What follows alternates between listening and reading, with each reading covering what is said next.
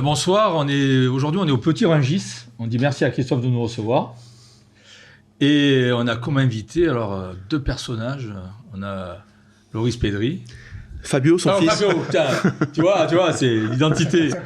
Ça commence mal. Mais je le prends comme un compliment. Oui. Fabio. C'est la ressemblance. Oui, c'est vrai. Et puis bon, c'est vrai que c'était un personnage, on en parlera tout à l'heure. Peut-être Movember aussi a fait que... Oui, Movember. Et puis Eric Briquet-Campin, donc arbitre international, un arbitre de top 14, de top 16, arbitre vidéo maintenant, d'accord, et qui va un peu nous expliquer la dureté du métier d'arbitre, avec quelques questions qu'on lui posera. Et nouvellement écrivain. Oui, qui a auteur. Donc on parlera de ton livre. À succès. À succès, bien sûr, on parlera de ton livre. Et aujourd'hui, grâce à toi, on a sorti une nouvelle rubrique, carton jaune, carton rouge. Il est là. Voilà, ils sont là, et comme ça au moins, quand il y a quelque chose qui ne nous plaît pas, on le dira. Et puis il y a Patrick, toujours là, fidèle au poste. Je peux vous dire que je l'ai traîné sorti du lit parce qu'il était fatigué, enrhumé et tout. Il a dit bon allez, je vais partager ma carte avec tout le monde. Voilà. Donc aujourd'hui, il n'y a pas de top 14, mais il y a des rencontres internationales, puisqu'il y a une tournée. Ouais. Donc les Français ont battu les All Blacks, mon équipe préférée. Mais bon, je reste français quand même. Bravo les Français. D'un point, c'était un super match, un gros match entre deux belles équipes, avec une belle entrée en matière au Stade de France, un cas qui a été respecté avec un public au top. Il y a vraiment qu'au rugby qu'on voit ça. Donc, et franchement, c'était un très très très beau match.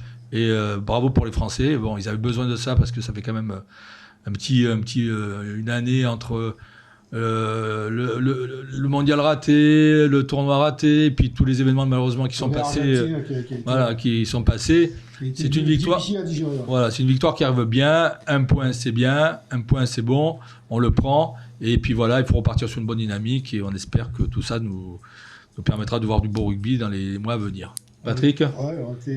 Effectivement, c'est toujours gratifiant de battre les Blacks, même si c'est un point, mais c'est vrai qu'en première mi-temps, on a quand même été largement dominé. Et c'est vrai qu'à la mi-temps, on n'en menait pas large parce que ils mettaient beaucoup d'intensité, comme souvent les Blacks savent le faire.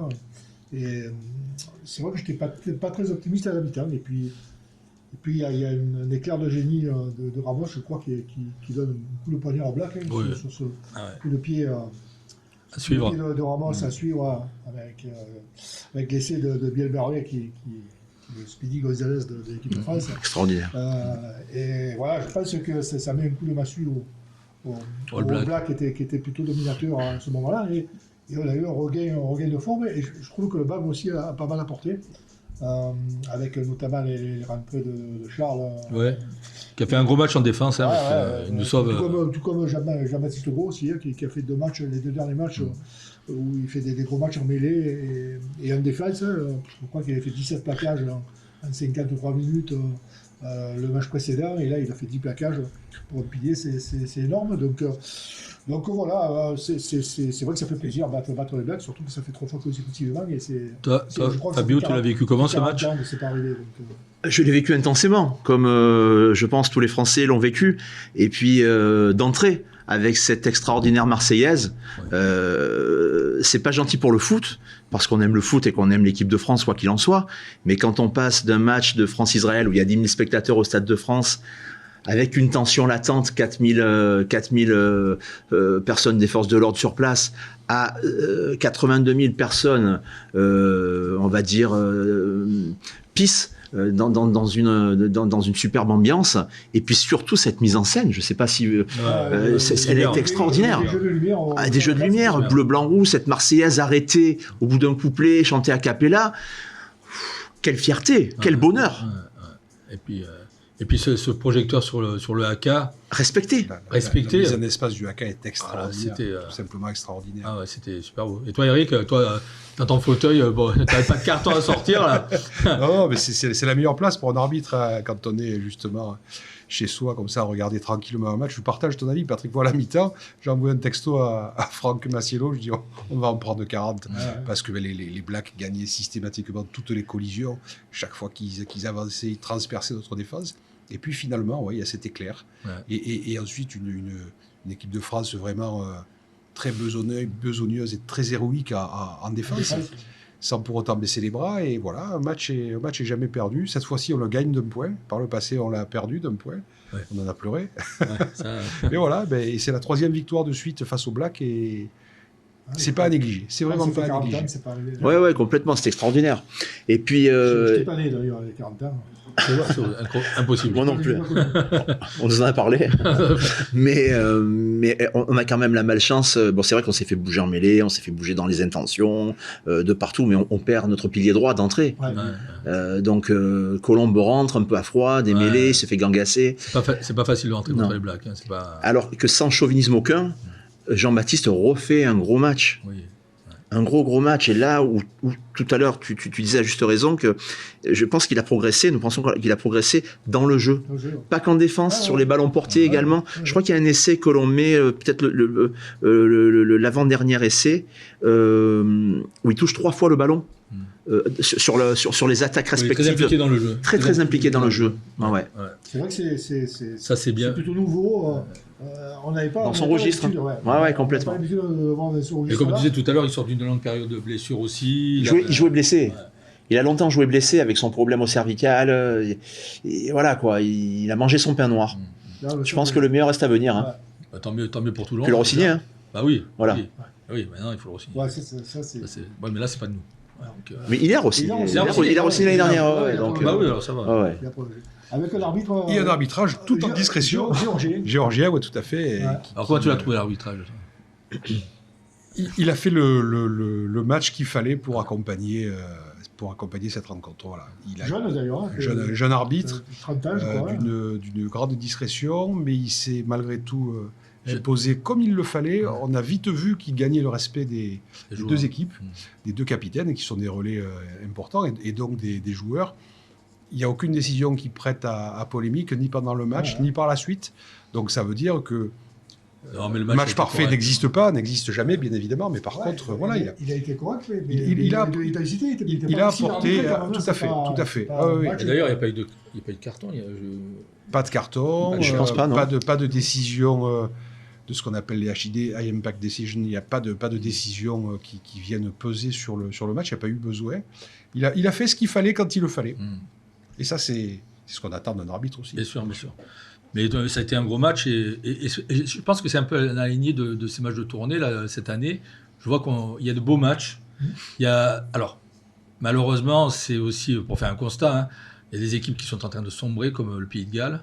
Ça fait de la peine hein, quand on sait qu'ils ont dominé le rugby hein, à une certaine époque, pas très lointaine. On sent que les Irlandais marquent un peu le pas. Oui. Les Anglais, malgré leurs 2 défaites, Remonte. je trouve quand même vaillant. Il y a beaucoup d'intentions. Par contre, une équipe qui me surprend, c'est l'Australie. Hein. Il revient bien. L'Australie. Puis alors, ils ont un jeu de 3/4 centre là. Alors qu'ils sont loin en ranking mondial encore. Hein. Je crois qu'ils sont 8e ou ils sont derrière l'Italie. Ils sont derrière l'Italie. C'est Là, surprenant. Ah non, complètement. Ils ont une arrière aussi qui est super beau. Et on avait l'impression, parce que je te coupe, excuse-moi, que sur le match d'hier contre le Pays de Galles, on avait l'incroyable impression qu'ils pouvaient marquer sur tous les ballons. Ouais, il met beaucoup de vitesse, beaucoup d'intensité. Complètement. Non, mais c'est ça. Ils ont ce Valenti, ce 8 qui est monstrueux. Et puis ils ont une jeune 3/4, là, il y a un 3/4 centre, là, je ne me rappelle plus de son nom, il était assez compliqué à dire, mais qui fait une passe en arrière, qui passe le ballon. Là, non, on sent qu'il y a... Après, ils sont dans une préparation de Coupe du Monde, ce qui est pas... Qu'ils organisent. Voilà, donc c'est pas simple. Hein. Pour eux, ils sortent d'une grosse période noire. Il faut qu'ils passent, il faut arriver à une saison. Ils ne peuvent pas se permettre d'y rester. Non, complètement. Mais on sent que les All Blacks sont également dans cet esprit-là. Il y a beaucoup de jeunes, une nouvelle génération. Alors évidemment que ça reste les All Blacks, qu'ils sont dominateurs, ils sont très physiques. Le nouveau sélectionneur peut-être a mis un peu plus l'accent sur la mêlée que ses prédécesseurs. Ça a été reproché d'ailleurs. Oui, complètement. Ça a été reproché. Ouais. D'ailleurs, on a morflé un peu. On a bien morflé, quoi. Ouais. Mais là, on sent aussi, parce qu'ils n'étaient pas au complet, on l'était pas, bien évidemment, mais eux non plus, et on sent quand même que ils ont un banc profond, quoi, hein, un gros réservoir de joueurs. Ils l'ont toujours eu, hein, mais voilà. C'est vrai qu'ils sortent des joueurs comme nous, Ouais, parce on que ne sortira jamais, hein, je veux dire. là, c'est les All Blacks, c'est ce qui fait la magie du rugby néo-zélandais. Quand Hein. tu vois qu'il leur manquait quand même Téléa, que Leicester est toujours à Toulon. Ouais. Ils ont ce numéro 8. C'est Titi. C'est Ah, Titi, c'est ouais. Titi. 22 ans. Hein. Ils ont déplacé 22 ans. Savea pour le mettre lui en 8. Ouais. Enfin, 22 ans quand même. Hein. Non, moi je pense que. Ça va être monstrueux. Ah ouais, on est à 1 an déjà de la Coupe du Monde là, qui est passée. Toutes les équipes sont en pleine préparation. Et là, il faut injecter du sang neuf. Et je pense que de ce côté-là, les All Blacks, l'Australie, une équipe qui risque d'être vieillissante, c'est l'Afrique du Sud quand même. Parce que par contre, ils jouent toujours avec la même équipe. Et au bout d'un moment, ça risque de poser un problème. Je crois que, comment il s'appelle, Diabète, il a 33 ans déjà. Ouais, bien sûr. C'est une génération qui avait atteint le sommet à la précédente Coupe du Monde. Par contre, je pense que maintenant, il faut faire place, il faut faire tourner, il faut faire place aux jeunes. On est à 3 ans d'une Coupe du Monde. C'est ce qu'on fait, nous. Hein. On ne peut pas se permettre encore de passer au travers parce que, il y a une chose qui manque à la France quand même, c'est au moins une étoile sur son maillot. Parce un que, titre. Il manque un titre. Hein, parce que, alors c'est vrai, je te rejoins, c'est beau de battre les Blacks 3 fois de suite. Bon, le miracle, ce serait de les battre un jour en finale, quoi. Ça serait le top, là. C'est la 6e qui va compter, je crois. Ouais, 3, 4, 5, 6, encore. On disait à l'époque que l'équipe de France de foot était la championne du monde des matchs amicaux. Ouais. Mais le rugby, ça y est, a pris sa place. Donc, il faut dire que peut-être qu'on sera 2 fois champion du monde. Bon, après, il faudrait qu'il se manie un peu. Ça s'est joué un peu. Ouais. Ouais. Oui, on perd 2 points contre une équipe qui derrière... Bien sûr. Alors, c'est vrai qu'on dit que la Coupe du Monde a été ratée, mais... Ouais, on perd en quart de finale. Non, mais... de toute manière sur cette Coupe un match du qu'on ne Monde, doit pas perdre. Tu as 3 équipes qui doivent pleurer. Tu as l'équipe de France, tu as l'équipe d'Angleterre, et puis tu as les Blacks. Ah ouais. Parce que chaque fois, ils perdent d'un point, et chaque fois, c'est quand même... Pour revenir, Eric, mais... Ah ouais, bien sûr. On dit que c'était quand même litigieux au niveau de l'arbitrage. Hein, On a beaucoup parlé d'arbitrage dans cette Coupe. Là, ça a été vraiment... Trop. Beaucoup trop. Mais oui, mais... Avec des dérives derrière qui ont été... À juste raison, des fois, hein, parce que quand un an plus tard, on te remonte des images de Tsebet qui met sa main, tu t'aperçois que quand même, là, il doit y avoir quelque chose, puis il se passe rien. Et puis bon, après les Anglais, la dernière minute, la mêlée qui est tournée, bon... Puis contre les Blacks, la dernière minute, il y a une pénalité pour les Blacks. Même le commentateur, il a vu, c'est pas sifflé. Et tu gagnes sur 3 matchs d'1 point et tu es champion du monde. C'est vrai que ces décisions, on les constate, enfin, on les relève plus parce que ce sont des matchs qui se jouent à très peu. Et que sur un match où il va y avoir 20 points d'écart, la même décision, on n'en parlera jamais. Ouais. Mais c'est vrai qu'il y a eu... on a beaucoup parlé d'arbitrage, beaucoup trop, comme tu le dis. Il y a eu des dérives inquiétantes ensuite. Contre les personnes, dont certains arbitres ont fait les frais sur les réseaux sociaux et en dehors des réseaux sociaux, parce que on sait que derrière, on peut toujours tomber sur un abruti qui va passer à l'acte.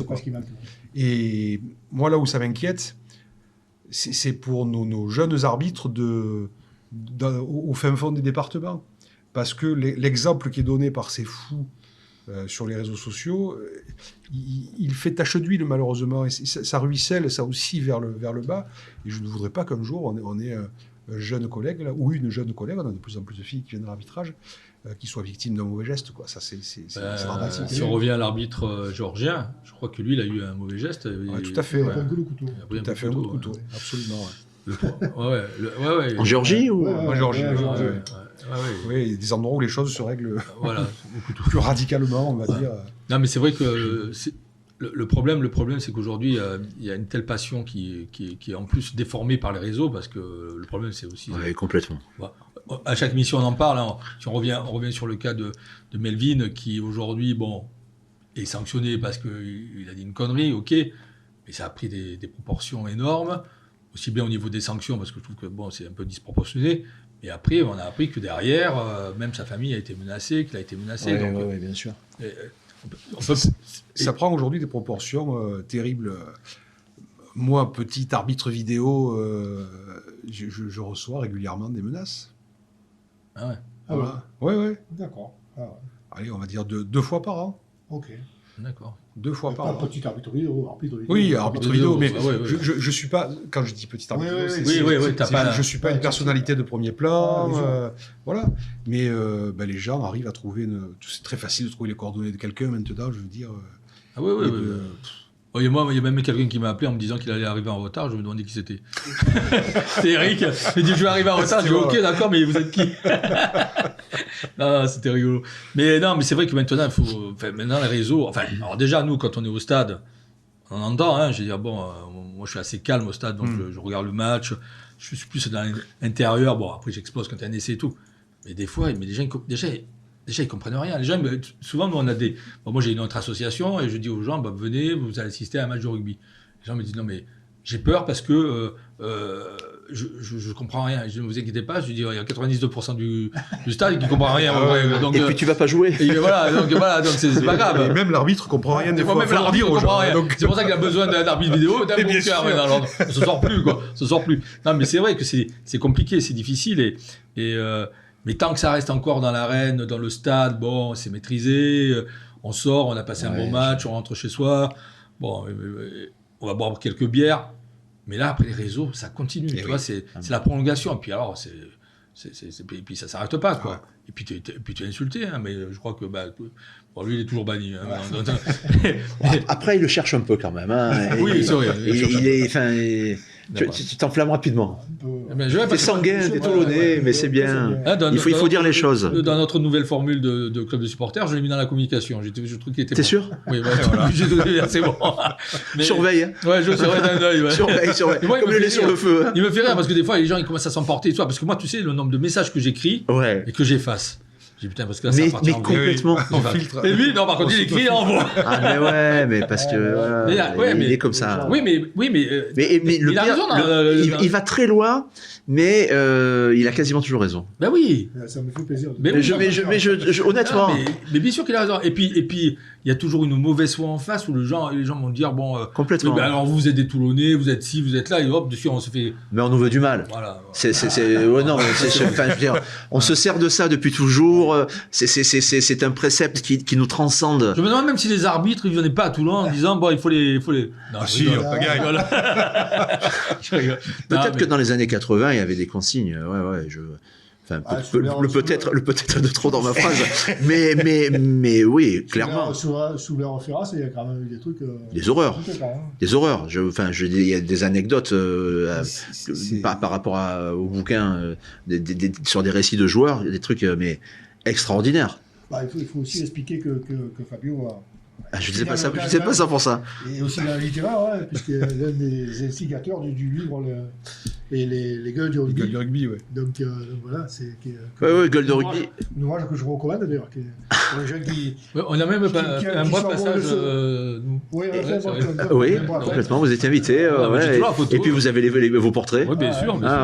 Et on a quelques arbitres qui sont prêtés. Bien sûr.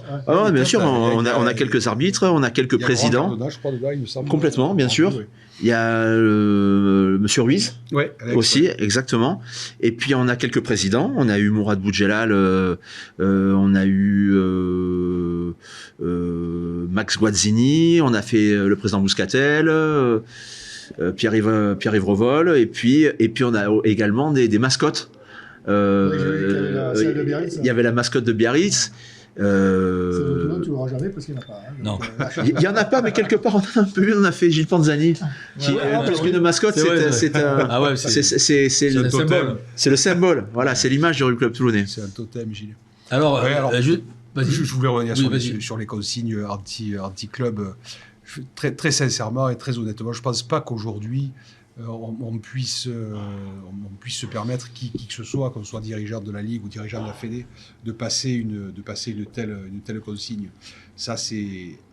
En tout cas, ce qui est sûr, c'est que ça ne m'est jamais arrivé. On ne m'a jamais demandé d'arbitrer de telle ou telle façon tel ou tel club. J'arbitre pas Toulon. Effectivement. J'ai eu quelques fois l'occasion d'arbitrer Toulon sur des matchs amicaux, mais voilà, sans jamais avoir de consigne. Après, qu'un arbitre sur telle ou telle rencontre se mette plus la pression par rapport à un enjeu, par rapport à un lieu, par rapport à l'histoire, par rapport à son histoire avec le club, ça c'est possible aussi. Et puis l'arbitre, je crois que, tout le monde, il y a des... Voilà, Nika l'autre soir a fait un très grand match, Black Team de France. Je lui souhaite encore d'en faire plein de très grands comme ça, et surtout de ne pas faire le mauvais match à un moment ou l'autre. Mais là, on n'est pas à l'abri, personne n'est à l'abri. Je pense que on a discuté la dernière fois, parce que je pense qu'il y a aussi un gros problème, c'est que quand un arbitre fait un mauvais match, parce que ça peut arriver, hein, ça arrive tout le monde, hein, on a l'impression qu'il y a tu sais, on voit les histoires de Pierre Mignoni qui s'énerve après l'arbitrage parce que bon, il trouve que c'est incohérent. Bon, il s'énerve, ok.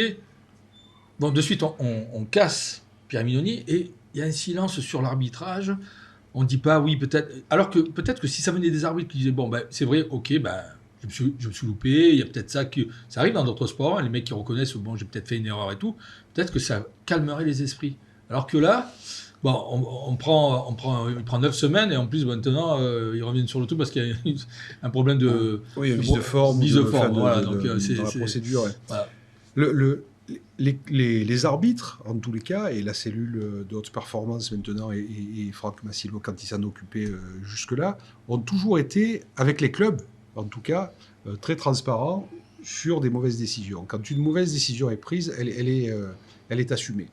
Elle est assumée. Alors, c'est vrai que elle est assumée urbi, mais pas orbi. Oui, dans le journal, on ne va pas voir un arbitre qui va faire son mea culpa et dire ce jour-là, je me suis trompé. Et je crois tant mieux parce que aujourd'hui, les choses sont tellement folles que ça pourrait prendre des proportions complètement délirantes. Mais en tout cas, le travail est fait avec les équipes, ce qui est déjà quelque chose d'important. Hein.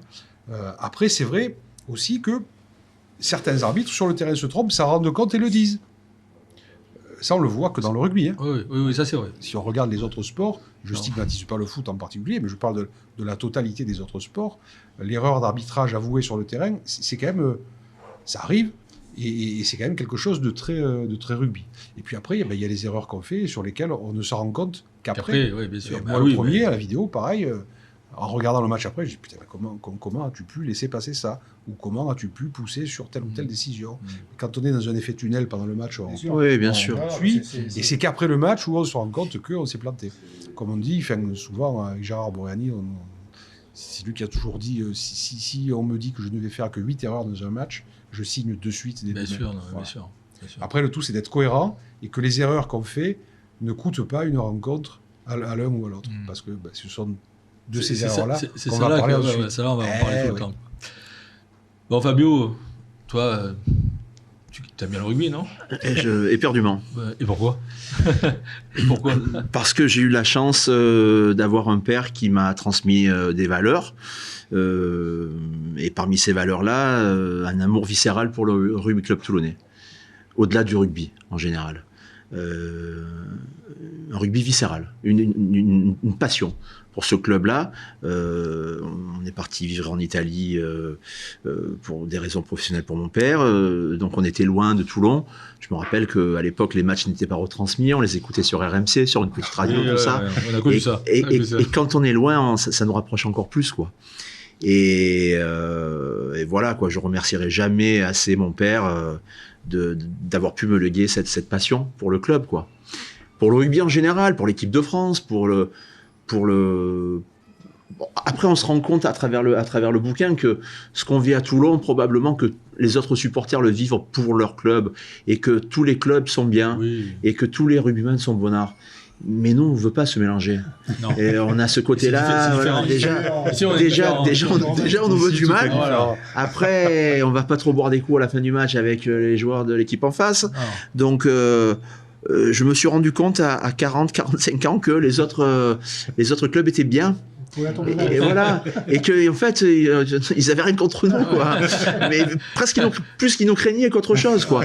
Mais ouais, voilà. Moi, j'aime le rugby. J'adore le rugby. Et puis, j'adore le rugby club toulonnais. Mais ton père, c'est quand même président du RCT. Hein. Ouais, mon père était. Mais il n'a pas fait que ça, il n'a pas fait que ça. Quoi, parce que... Et de l'URC. Ouais. Alors, c'était pas encore le RC.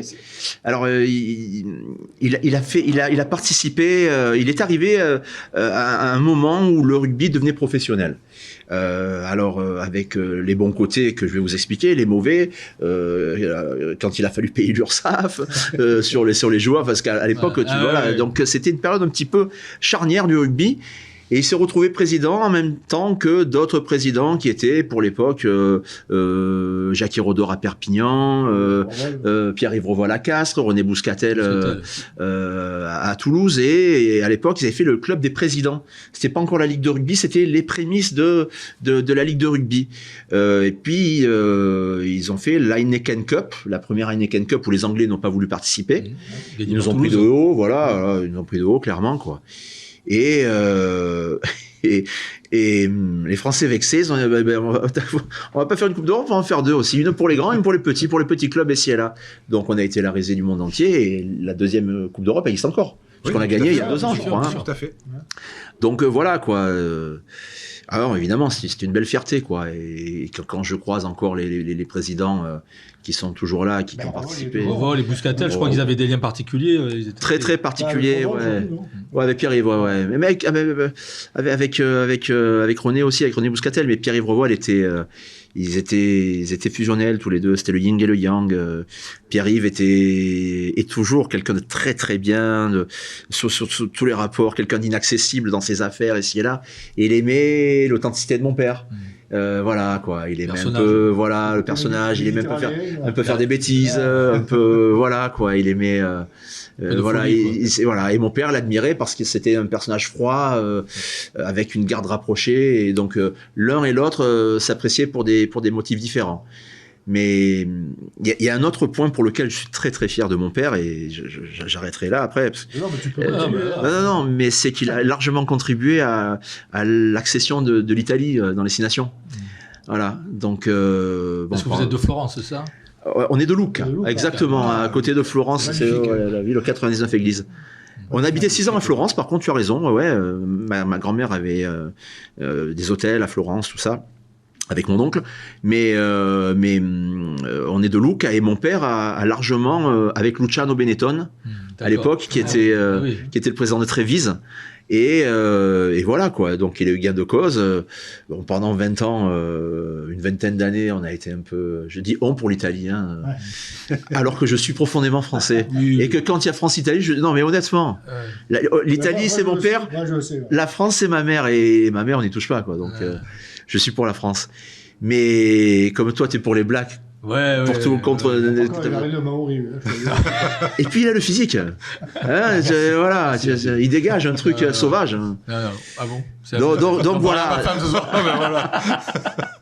Je t'ai fait la publicité. Ouais, merci Mario. Non, mais c'est vrai que c'est un personnage. Haut en couleur. C'était le Toulonnais pur jus, quoi. Voilà, c'était. Voilà. Comme tu disais tout à l'heure, on se demande pourquoi les gens, c'est un peu pour ça, pour tous ces personnages, pour tous ces joueurs qui ont été des personnages hauts en couleur, que les gens, quand ils viennent à Toulon, ils viennent toujours avec un peu de crainte. C'est mieux d'ailleurs, et même si ça se perd un peu quand même. Mais même quand ils nous reçoivent. Oui. Pas que quand ils font la bagnole, quoi. On fait quand même le plein, souvent, bien souvent. On est retransmis. Je sais que ton père, il aimait bien aussi Toulouse, je crois. Ouais, il aimait bien Toulouse. C'est les couleurs rouge et noir, c'est pour ça. Ouais, complètement. Il aimait bien parce que on était un peu dans le creux à l'époque. À Toulon, on était en 2e division, tout ça. Et puis pour ses engagements, on va dire européens, quoi, par rapport au rugby, il était très souvent invité par Toulouse et il faisait les déplacements. Mais une fois, alors c'est juste une petite anecdote. C'est un match de Castres en Coupe d'Europe à Pont-de-Cypride. Et ne le prends pas pour toi, mais complètement au Pays de Galles. Et ce jour-là, Castres se fait voler, mais souvent en Angleterre, tu te fais voler. mais d'une manière horrible. Et mon père, sanguin comme t'aurais pu l'être, dit à Pierre-Yves, mais tu peux pas laisser passer ça. Et l'autre, quand minutes, il a dit, mais qu'est-ce qu'il faut que je fasse? Tu rentres sur le terrain, tu fais sortir les joueurs. Ils ont été suspendus 1 an de Coupe d'Europe, Castres, à cause de mon père qui est monté, voilà. Voilà, on a beau se modérer, mettre de l'eau dans nos vins, on reste des latins. Et tant mieux, tant mieux. Et c'est très bien, et c'est très bien, et c'est très bien. Parce que sinon, on s'ennuierait. Sinon, ça aurait clairement toi. Voilà, c'est ça. J'espère qu'ils nous écoutent. Parle pas de valeur. Non, mais on les adore, Ah, mais mais- quelle tristesse. Mais oui, voilà, c'est ça. Non, mais c'est ça, il faut. Mais l'entrée des spectateurs dans le stade, quand ils ouvrent les portes à Clermont, c'est quelque chose d'extraordinaire. Ah, mais ils ont un Moi, public c'est un spectacle fantastique, à chaque ils fois. ont un public fantastique. Dès qu'ils ouvrent les portes, ils envoient les plus jeunes devant. Pourquoi? Parce que c'est ceux qui courent le plus vite. Donc les anciens sont derrière. Et les plus jeunes courent dans le stade, le long de la Talanquère, et attrapent les barres de la Talanquère en écartant le plus possible les bras Pour faire garder la en fait place. 4 places. Et on a derrière les anciens qui arrivent et hop, qui viennent se mettre à la place qu'ils ont depuis certainement depuis 30 ans, 40 ans mais pour ils ont d'autres. un public, C'est fabuleux. C'est fabuleux. Qui mérite Alors, beaucoup mais- plus. Ouais. Ouais, ils sont dans le dur aussi. Hein. Ouais, complètement. Ils sont dans le dur. Le rugby français traverse une période difficile quand même, hein, parce qu'il y a pas mal de clubs qui traînent la patte. Et quand tu vois le classement, des fois, tu as l'impression qu'il est à l'envers, hein, parce que Ah ouais, tout t'as à fait. des ouais. clubs comme Montpellier qui ont été champions de France et qui, là, depuis 2 ans, le Stade français, même le Racing, c'est pas... Pourtant, avec il y a du monde derrière, hein, et ça m'a- Et Montpellier, c'est un club un petit peu compliqué, quoi, parce que on aurait peut-être, en stigmatisant un petit peu, tendance à dire que le club n'a peut-être pas trop d'âme. Oui.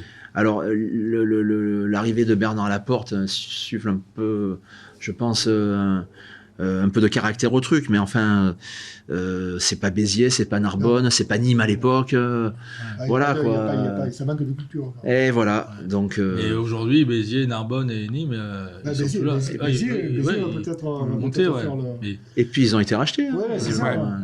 Avec Andrew Martens. encore un All Black, voilà. Tu vois, heureusement qu'ils sont Super là. blague, d'ailleurs. Ils sont- C'est un peu toulonnais, en plus. Ouais, Oui, oui, il a un accent un peu.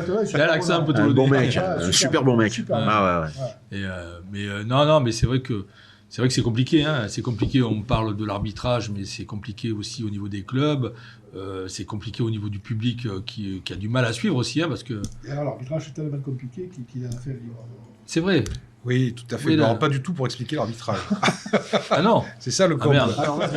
Alors, voilà, parlons-nous de ton livre. Ouais, Est-ce que c'est- tu l'as là, ton livre? Oui, Allez, je sors-le, l'ai sors-le. ici. C'est c'est surtout, en fait... Ah, attendez, hop, je l'attrape. Eh bien, décidément, j'aurais dû le sortir avant. Il y en a 20. là. En avant, là. Et il a repris, ça méritait un jaune, je crois. Ouais, non, c'est quand bien, on ouais, est en je avant, crois, quand on- pénalité, voilà. pénalité. Il est là, c'est le Ça donne. dictionnaire impertinent de l'arbitrage du rugby. Pourquoi impertinent? Ah, parce que je suis... Tiens, tu vas le montrer, toi. Je- Moi, on m'a dit non, je- c'est pas je bon. suis un peu C'est décalé une faute. parfois, je suis un peu caustique, un peu... Alors, tout en restant bien évidemment réservé, mesuré, mais voilà, j'ai toujours été un peu impertinent quand même. Voilà, ça fait partie de mon caractère. C'est de Toulon. Je suis de Toulon. Ah bah voilà. Mais voilà, donc... Tout Il s'explique. y en a qui disent que je suis tombé du mauvais côté de la ligne parce que j'ai été arbitre alors que j'aurais pu être... Bon. J'ai voulu mettre de l'humour aussi là-dedans en fait, pour faire connaître, pour essayer de faire connaître aux gens qui ne sont pas du rugby, justement, ce que peut vivre et ce que peut ressentir un arbitre. En parlant un peu de l'histoire aussi de l'arbitrage, c'est intéressant. Quand on veut savoir où on va, il faut toujours s'intéresser D'où on vient. D'où on d'où vient. on vient. Et c'est assez particulier. Si on a quelques minutes, j'en dirai 2 mots. Ouais, tu peux, Et mais puis vas-y. pour rendre hommage, surtout, alors pas tant aux arbitres du haut du panier, on est un peu, comme on dit, le cul dans le coton, nous. Hein. On nous demande jusqu'à ce qu'on veut manger après le match. Quoi. Donc, on est vraiment dans d'excellentes conditions.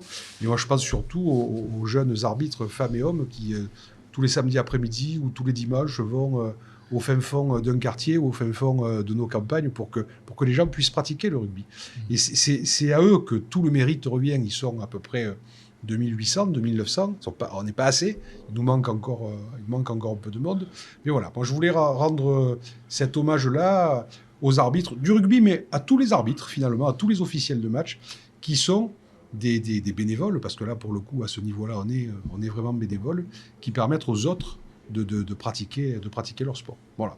Voilà le pourquoi de ce livre. J'ai essayé d'y mettre un peu de moi, bien sûr, un peu de nous, de l'arbitrage, parce que l'arbitrage, c'est une aventure assez extraordinaire qui nous permet aussi de nous construire différemment. Moi, si je suis aujourd'hui ce que je suis, c'est aussi grâce à l'arbitrage. Ouais, c'est une expérience assez extraordinaire. la chance de connaître plusieurs métiers. Et je pense que si j'ai eu cette chance, c'est parce qu'un jour j'ai été arbitre. Sinon, j'aurais peut-être pas osé. J'aurais peut-être pas osé prendre des responsabilités, oser les assumer, les prendre vite. On voit quand même aussi pas mal de joueurs qui deviennent arbitres après. Oui, on a beaucoup de joueurs anglo-saxons aussi qui ont.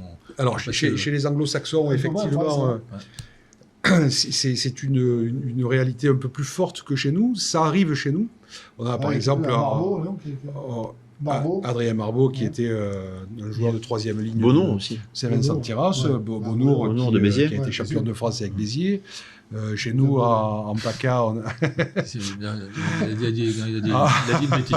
En PACA, mais je suis sourd de l'oreille gauche. La qualité première d'un arbitre, c'est de savoir ne pas entendre parfois. Et c'est assez important. Chez nous, on a Cyril Boulet, qui jouait aussi à la Seine et ailleurs à haut niveau. On a quelques joueurs. Quelques joueurs. Joël Juge, à l'époque, qui a joué à Colomiers. Voilà. Alors, c'est pas le gros des troupes. Hein. Le gros des troupes, c'est un moment des joueurs qui, pas forcément de très haut niveau, qui s'arrêtent. Mais c'est vrai que quand on a connu le très haut niveau, on a une trajectoire qui est plus rapide dans l'arbitrage si on doit accéder tout en haut. Parce que on a le feeling, on a le métier et la sensibilité qui aide, bien sûr. Voilà la raison de ce livre. En fait. D'accord. Ah, c'est quoi? C'est les anecdotes? C'est l'abécédaire? C'est quoi? Il y a aussi bien des anecdotes qu'un peu de culture sur le rugby ou sur l'arbitrage, l'histoire de l'arbitrage, par exemple. Je raconte comment les arbitres sont un jour apparus, presque par hasard, mais parce qu'au début il n'y en avait pas, et puis les équipes, c'est pas possible. Il nous faut quelqu'un qui nous mette d'accord. On n'arrive pas à se mettre d'accord. En plus t'appeler quand ça va pas. C'est ça. Donc voilà, il y a ça, il y a un peu voilà, il y a des anecdotes, il y a la vie d'un arbitre, il y a le côté aussi préparation physique. Qu'est-ce que c'est un arbitre aujourd'hui? Parce que ça a changé quand même. Parce que là, moi, je pense que ce que j'ai vécu en tant qu'arbitre, je ne pourrais pas aujourd'hui le vivre. Je n'aurais pas le potentiel. Tu m'expliques l'arbitre de touche quand Ramos il fait son coupé à suivre et qu'il doit suivre. Et voilà, faut que bien barré. Faut accélérer. Et là, on se rend compte que c'est une sacrée accélération. Est-ce que le rugby, est-ce que l'arbitrage est professionnel à l'heure actuelle en France? Oui, alors aujourd'hui l'arbitrage est devenu professionnel, ouais. Depuis combien d'années? Alors ça fait le tout début de l'arbitrage professionnel, c'est très exactement 2004. D'accord. 2004 et le congrès de Biarritz. Où le patron des arbitres de l'époque, René Ourquet, nous rassemble un jour avant et nous enferme dans une pièce et nous dit vous ne sortirez pas de là tant que vous ne m'avez pas donné les modalités de l'arbitrage professionnel. Et nous, quoi, on ne comprenait pas ce qu'il voulait. Et en fait, le board, ça s'appelait le board à l'époque, les instances internationales, avaient décidé qu'ils ne désigneraient sur les matchs internationaux que des arbitres professionnels dans leur fédération. D'accord. Et donc, c'était très impactant pour Joël Juge, notamment, qui risquait de ne plus pouvoir arbitrer au niveau s'il n'était pas professionnel. Et donc, on est 15 à ce moment-là, classés en top... c'est déjà le top 14. Et on propose les débuts de l'arbitrage professionnel. Ça a duré 4 jours, je crois, ou 5 jours, parce qu'au bout de 5 jours, tout avait changé. Ah ouais. Et puis, Joël Juge est devenu le premier arbitre professionnel français. Après, il y en a eu quelques autres. Mais là, aujourd'hui, on est rentré dans une nouvelle phase. Voilà, c'est ça. Donc, pas tous les arbitres le sont. Tous les arbitres de top 14 et de Pro D2 sont prestataires professionnels pour la fédération. D'accord. À temps plein, alors? Ah non, pas à temps plein. Voilà. Non. Ne sont à temps plein que ceux qui sont au très haut niveau international. Les autres ont 1 jour et demi de prestations pour la fédé. Quand il y a une règle qui change, ça vient de qui? Ça vient des joueurs, des arbitres, de Word. Comment ça s'articule? Parce que des fois, chaque année, il y a toujours un truc qui change. Et on se dit, d'où ça vient? Est-ce que c'est vraiment une bonne chose? Est-ce qu'il y a une concertation entre les joueurs, les arbitres? Alors, c'est souvent après les Coupes du Monde que les règles changent. Et on World Rugby essaie de les figer pour 4 ans pour que les équipes préparent la Coupe du Monde avec un corpus de nouvelles règles qui soit le même. Cette année, il y a même eu une très grande enquête lancée à vraiment tous les acteurs du jeu pour que chacun donne avec sa sensibilité les règles qu'il souhaitait voir modifiées. Et ensuite, c'est effectivement World Rugby qui fait des propositions. Alors, il y a des choses qui vont être incontournables, que toutes les fédérations doivent appliquer, et puis après, des règles qui peuvent évoluer en fonction des fédérations. Si on prend le cas de notre fédération, les catégories A, B, C, D, avec les poussées en mêlée. Ben, ça, c'est quelque chose qui est spécifique à chez nous pour les catégories amateurs. Ouais, voilà. Il y a des règles qui peuvent être appliquées dans une nation, pas dans une autre. Mais après, pour le championnat professionnel et pour le niveau international, là, par contre, le corpus de règles, bien évidemment, doit être le même pour tous. Il y a quand même des différences entre quand on a les matchs de Coupe d'Europe, les matchs hémisphère sud sur le bonus, tout ça, des fois il y a des différences de... Tout à fait. Après, les histoires de classement ou de qualification, je dois reconnaître que même moi, parfois, je m'y perds un peu. Notamment les qualifications, la façon de qualifier les équipes en Coupe d'Europe actuellement, c'est pas d'une... Oui, là, c'est pas même plus la Coupe première d'Europe. évidence. On va jouer en Afrique du Sud et la tout. Coupe d'Europe d'Afrique du Sud, oui. Voilà. En plus, ils l'ont gagné. Donc, en plus. Donc, c'est compliqué. Mais c'est vrai que on a l'impression des fois que les règles ne sont pas les mêmes dans les hémisphères, sud, nord, et des fois on s'y perd, quoi, hein. Et je pense que les joueurs aussi, d'ailleurs, souvent on fait venir un arbitre d'un autre hémisphère pour qu'il s'habitue. Ils n'ont pas la même façon d'arbitrer quand tu regardes des matchs de championnat domestique néo-zélandais et que tu regardes les matchs de championnat, c'est pas le même arbitrage. Il y a des sensibilités différentes. Par exemple, il y a quelques années de ça, nous, la gestion de ce qu'on appelle l'avantage, c'est très clair. Si on laisse un avantage et qu'on se plante, ben, tant pis, on ne va pas revenir. Les Britanniques, il y a quelques années de ça, eux étaient capables de revenir 1 minute 30 après. Donc il y avait quasiment 2 matchs, mais parce qu'il y avait une approche différente. Et ça, on essaie de travailler maintenant avec les instances internationales depuis quelques années pour justement harmoniser, on va dire, harmoniser les pratiques. Après, sur l'hémisphère sud, il n'y a pas de montée, pas de descente dans leur championnat. Ouais. Et ça, ça modifie complètement les comportements des joueurs. Bien sûr. Ça modifie aussi complètement les comportements des diffuseurs. Les diffuseurs, ils disent, attendez, pas de montée, pas de descente, là, venez pas nous casser les pieds avec vos pénalités, il nous faut maximum, je dis n'importe quoi, hein, mais c'est pour illustrer, nous, on ne veut pas qu'il y ait plus de 8 pénalités par match. Mais là, les arbitres, ils ne mettront pas plus de 8 pénalités par match. Mais parce que le diffuseur, qui est propriétaire bien sûr. De ces championnats, a un intérêt à ce que ce soit quelque chose d'alerte. Alors, on le voit de moins en moins, parce que là aussi, on en revient. C'est pas parce qu'on ne siffle pas qu'on voit des beaux matchs, d'ailleurs. Des fois, il y a des très beaux matchs avec 30 pénalités par match. Et des matchs vilains avec simplement 10 pénalités. Voilà. Mais donc, effectivement, on peut avoir ces différences de... Quand on revient à l'avantage après une pénalité, mais j'ai l'impression que maintenant, ça dure. Alors qu'avant, on laissait 2-3 temps de jouer, puis à la limite on revenait. Mais là, des fois, ça dure. Et hop, on revient à la pénalité. Il m'en voudra pas, mais on parle dans ces cas-là d'avantage à la Boréani. Gérard Boréani, qui a fait 2 finales, 99 et 2001, qui est un ami en plus, je lui dirais de regarder l'émission. Pierre Feu, qui lui est très sensible à ça. Et quand un arbitre laisse un avantage trop long, et qui revient et qui refait jouer une pénalité derrière, on appelle ça un avantage à la Boréani parce que lui, ça le fait râler tout de suite. Et nous aussi, ça nous fait râler. Des fois, ça dure. C'est la plus belle des règles, mais c'est la plus compliquée. Voilà. Et un bon arbitre, c'est l'arbitre qui va sentir le coup et qui va laisser l'avantage, mais simplement quand il faut le laisser. Il y a d'autres moments qui va siffler très vite.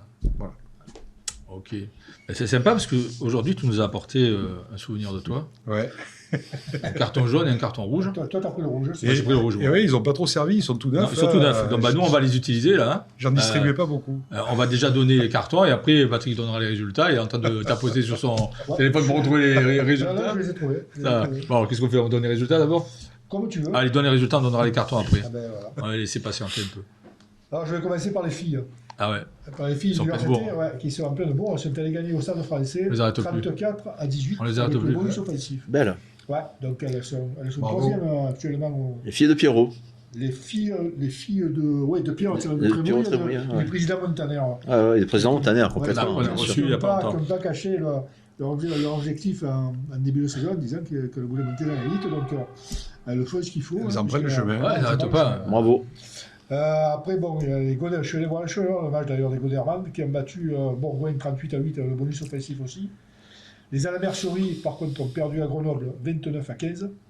Et les Kravos, qui étaient aussi à Grenoble, ont perdu 18-10. En Fédéral 1, alors là, par contre, les résultats sont plutôt pas mal, notamment pour les Sénois qui sont allés gagner à Château-Renard 16-5. C'est jamais facile de gagner. Et ils avaient fait tourner en plus, je crois. Hein. Et l'équipe usine a joué à 13 parce qu'ils ont pris 2 cartons rouges et ils ont gagné quand même. Donc, Notre ami Jean-Marc Pigeot qui doit pas être trop On content. a récupéré un. Voilà, pige. Pour aller. La pige, il doit pas et être un content. résultat important aussi pour la Valette qui en avait besoin. Ils sont allés gagner à Saint-Jean en voyant 13-9. Ils étaient en difficulté, les Valettois avaient besoin de points et aller gagner à Saint-Jean en voyant, c'est pas simple non plus. Donc bravo aux Valettois. En régional 1, Sifour le Brusque s'est égalisé sur son terrain contre Salon 35-39. En régional 2, Oyul a battu Bédaride, justement on en parlait tout à l'heure, 41-12. Il ne pleuvait pas. C'est un grand entraîneur, Olioul. Hein Ils ont un très bon entraîneur, Olioul. Didier Dédié Boto. On l'a reçu, Et Jean-Charles Julien. Pierre au Feu, chez qui on était aussi il n'y a pas très longtemps, par contre a chargé à Sorgue puisqu'ils ont perdu 44-19. 44-19, pardon. Le LAS a perdu à Sisteron 30-16. Il y a Carqueran, l'accro, qui se balade littéralement dans cette région 2, a atomisé Saint-Maximin 57-3. Depuis le début. Ils ont gardé un peu des joueurs alors. Ouais, j'ai filé 52 points à tout le monde. Nos amis de ces jeunes du Var, en Corse, sont allés perdre à La Ciotat, où on était aussi il n'y a pas très longtemps, 36-25. Et Saint-Mandrier a perdu à la maison contre Le Rocher 31-3. Voilà, Il nous a fait un sprint là, de résultats. Je crois qu'on a oublié malheureusement de parler du Morillon en Fédéral U 3. Si, on a perdu. Ouais. Ah ben alors, On a perdu contre une équipe, Corbière. Corbière, ouais. Ouais, Ils ont perdu, malheureusement, ils ont on a perdu, 50 ouais. points à la maison. Ouais. Ouais, C'est une saison compliquée pour le Morillon, mais on va s'en sortir. j'espère. Je l'espère. Voilà, ça va mieux, Patrick. Je comprends pas ton souffle parce que là, tu nous as fait. Ben oui, mais. Ah ouais, ça, non, c'est bien. Non, mais c'est bien, c'est bien. C'est physique, hein. Ah ouais, il s'entraîne. Hein. J'avais dit qu'on le faisait vite fait, on l'a fait vite fait. Elle a failli se claquer. Là, il est passé des boutons de Facebook à Putain, vocal. bravo. Voilà, bon alors, t'as un carton jaune. Ah, j'ai un carton jaune. Ah, vas-y, donne. Ouais, j'ai un carton jaune. Fais-toi plaisir. Alors, je le montre, hein, parce qu'il faut le montrer, sur la gestion de Galtier avec Jalibert.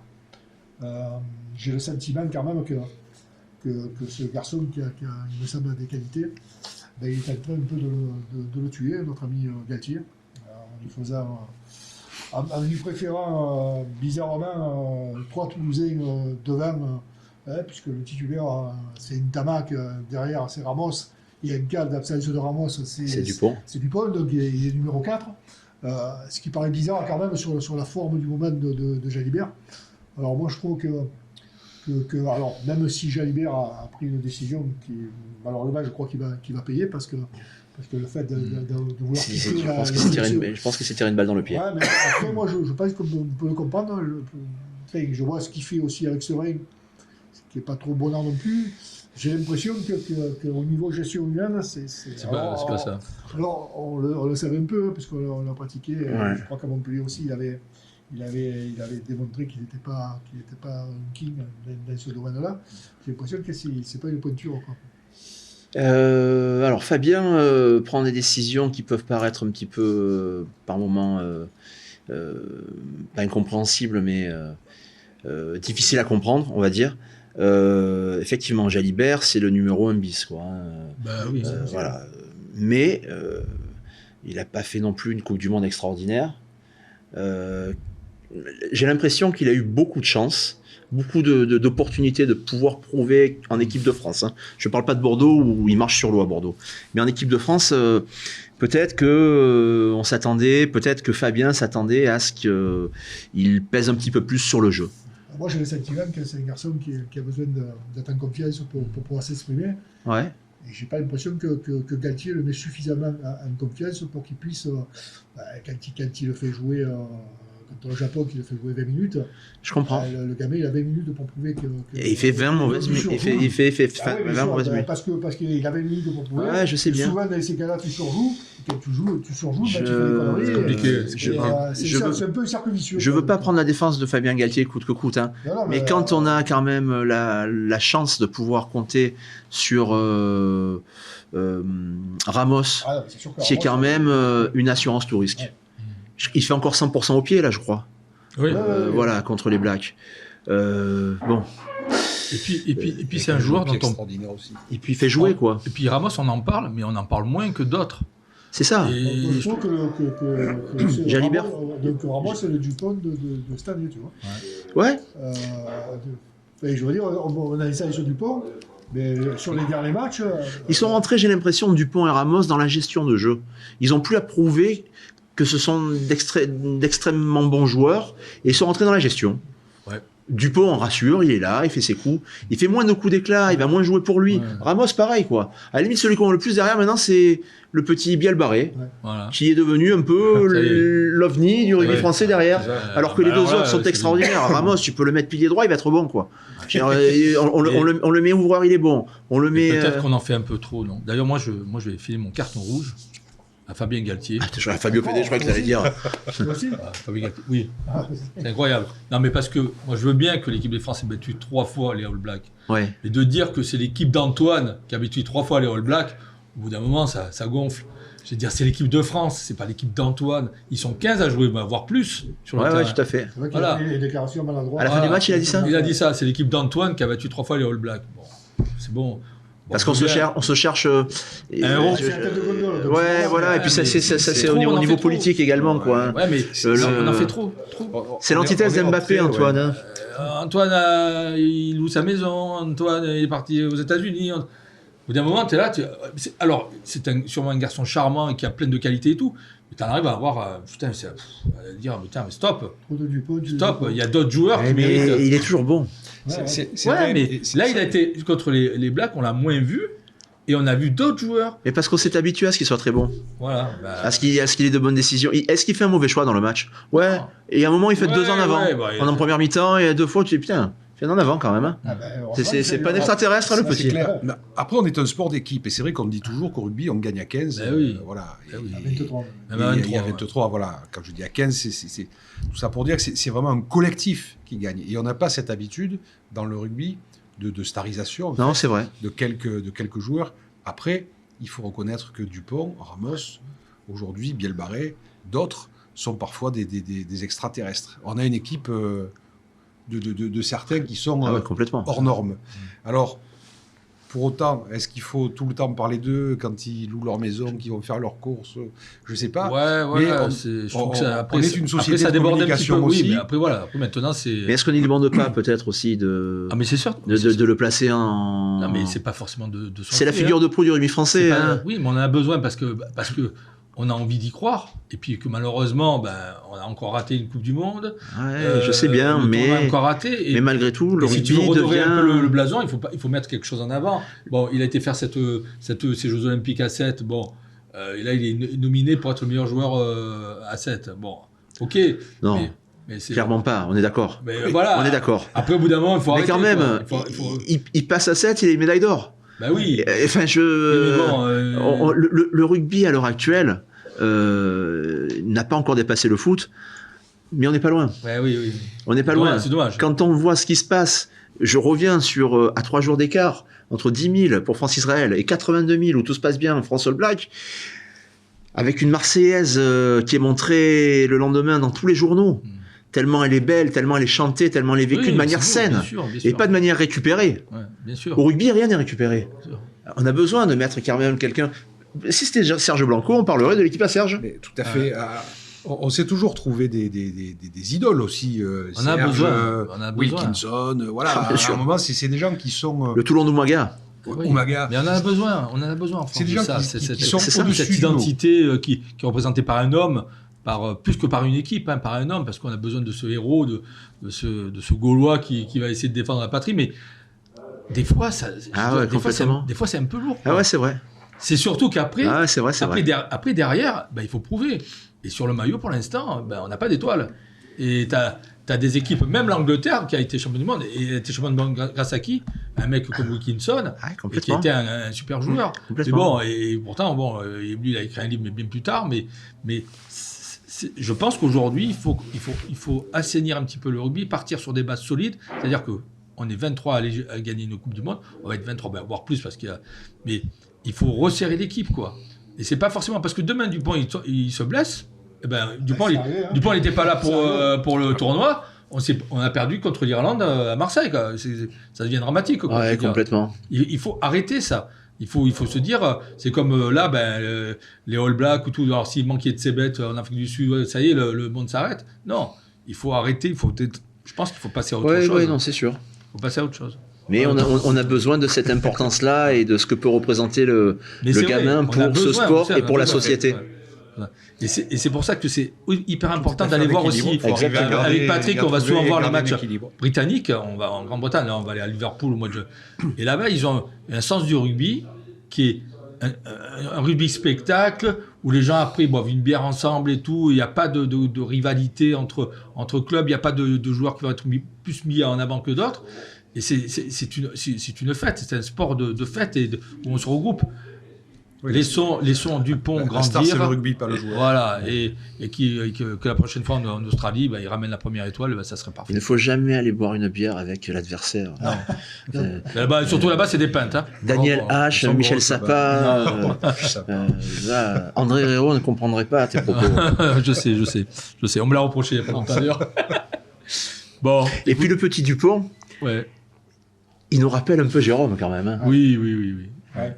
Donc, quelque part, tu vois, il n'est pas chez nous, mais on se raccroche à ça. Non, mais c'est vrai qu'il a... C'est ce que nous disent les Toulousains. Il fait, c'est parce qu'il n'est pas chez vous, sinon... nous, on a un joueur qui est très très bon, mais qui prend trop de place dans le vestiaire, donc il n'est même pas remplaçant. Mais s'il n'y avait pas Dupont, ce serait clairement Serein, la star. Hein. Ben oui, mais regarde, tu prends l'exemple de Serein, aujourd'hui, il est transparent en équipe de France, on ne le voit pas. Il n'est jamais sélectionné, voilà, on l'appelle, on lui dit, bon, tu peux rentrer maintenant, c'est compliqué. Parce qu'il prend de la place. Parce qu'il est beaucoup moins, je pense, consensuel que Lucu, à mon avis. Moi, je pense que lui c'est vraiment le numéro 2. Ça, c'est pas une question de talent. Hein. Ah non. Moi, je le vois numéro 2. Quoi. C'est au niveau du flair, au niveau de... Je pense qu'à part Dupont, il n'y a pas débat. Mais dans le rugby français entier. Il y a deux énigmes. Il y a les deux Baptiste, d'ailleurs. Il y a Baptiste Serein et Baptiste Coulou, qui, à mon avis, aussi. Oui, complètement. Victor Diatre. Et qui n'y sont pas. Pour moi, Lucu et Nathalie dessous, c'est les deux que je viens de citer. Très compliqué pour un joueur ou pour un arbitre aussi, quand on est d'une génération dans laquelle il y a d'autres qui sont juste un petit peu avant ou qui arrivent au même moment et qui sont brillants. Il faut arriver à se faire une place parmi des gens qui sont brillants. C'est compliqué pour quelqu'un comme Serein, qui est un joueur extraordinaire. Mais il arrive au moment où il y a Dupont, où il y a Le Garec. Oui. Et ça, après, ça existe mais le Garec, il arrive un peu à naviguer. Ça existe dans tous les sports. Regarde quand le mec il se braque Federer, c'est ça. Voilà, Djokovic et comment il s'appelle, l'Espagnol, voilà, c'est bon. Rafa, le mec est là, ma carrière va être compliquée. Sinner, il a mis tout le monde d'accord. Voilà, il a mis tout le monde d'accord.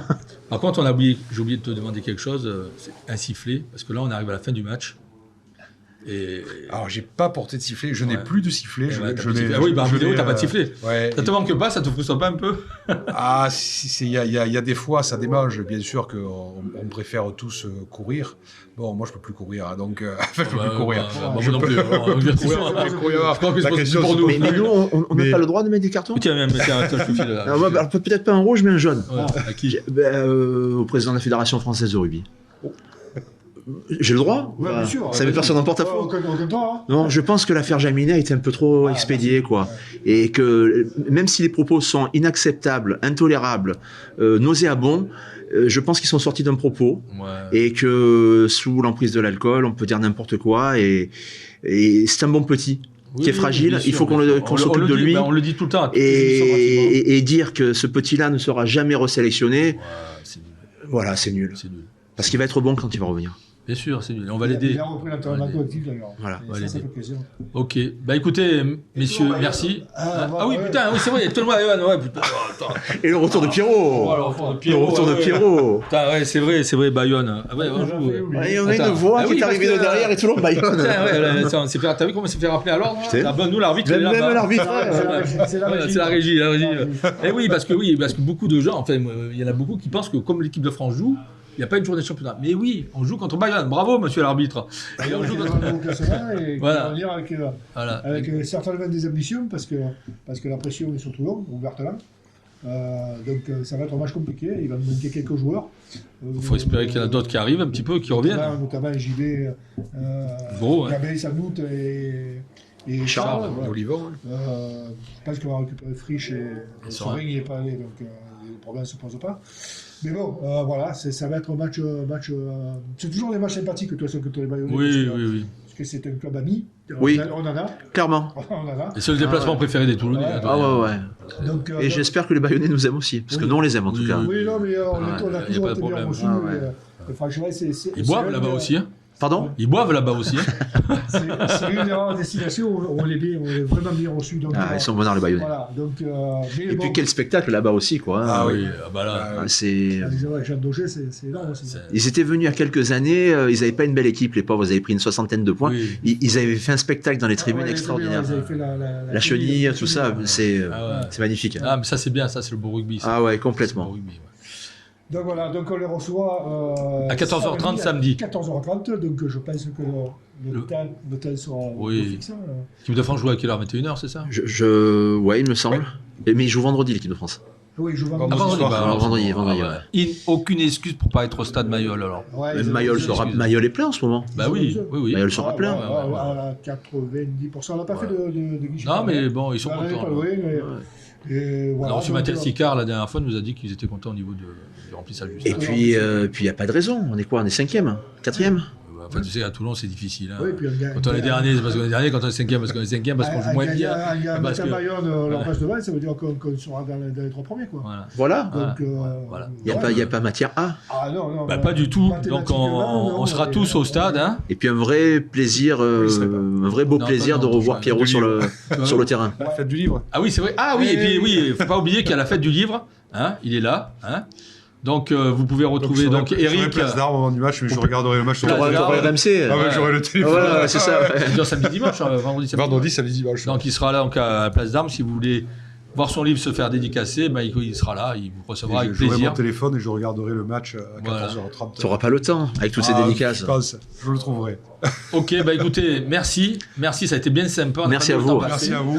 Et bah écoutez, bonne continuation toi dans l'écriture. Et dans l'arbitrage aussi. Ouais, hein, dans l'arbitrage parce que- aussi, oui. Plus que dans l'écriture. Ah, Ouais, Arbitrage, tu arbitres quoi Le prochain match, c'est dans Racing 15 Montpellier, je peux jours, dire. non, à Aix d'abord, Aix-Nice. Ça va être compliqué pour les Ouais. Niçois, je pense. Ah ouais. Et après, le week-end qui suit, Montpellier, Racing, il me Racing, semble. ça va. Tout à fait. Ok. Et toi, Fabio, Fabio. toujours à Saint-Tropez Toujours à Saint-Tropez. On viendra te voir à Saint-Tropez. Hein. Venez à Saint-Tropez parce qu'à Saint-Tropez, on aime le rugby club toulonnais. Oui. Et- ouais, non, mais moi je suis hors norme. Mes cousins Jean-Roch et Dominique aussi, on est toulonnais. Mais quoi, ils sont de la Coupiane. Hein, Ah ouais. on va dire le Grand Presque Toulon. la Valette. Mais, Périphérie, la périphérie. C'est le Grand Toulon. mais les Tropéziens aiment l'Olympique de Marseille et le rugby club toulonnais. Ouais. Mais vraiment, éperdument. Moi Donc, j'aime bien les tropéziennes. Enfin les tartes, hein, je veux dire. la Tropézienne est bonne. Très bonne, effectivement. Ok, merci, bonne Merci. soirée. Merci. Et Merci puis à bon vous. match alors contre Bayonne. Pour Et ceux qui- à lundi prochain. À lundi Et prochain. allez Toulon. Allez, Allez, Toulon. Pilou, pilou.